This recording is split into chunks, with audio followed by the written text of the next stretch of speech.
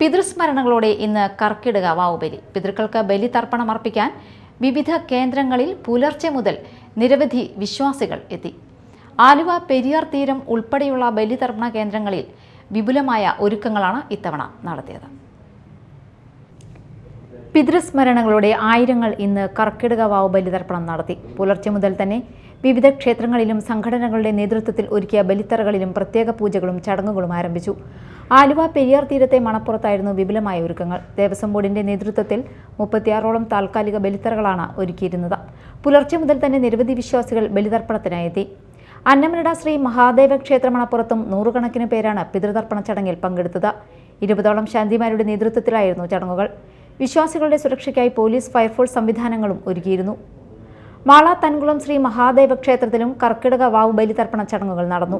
ചെമ്പകശ്ശേരിയിലും വിഷ്ണു ഇളയത ചടങ്ങുകൾക്ക് കാർമ്മികത്വം വഹിച്ചു. നിരവധി വിശ്വാസികളാണ് ഇവിടെ ബലിതർപ്പണത്തിനായി എത്തിയത്. News desk, media time.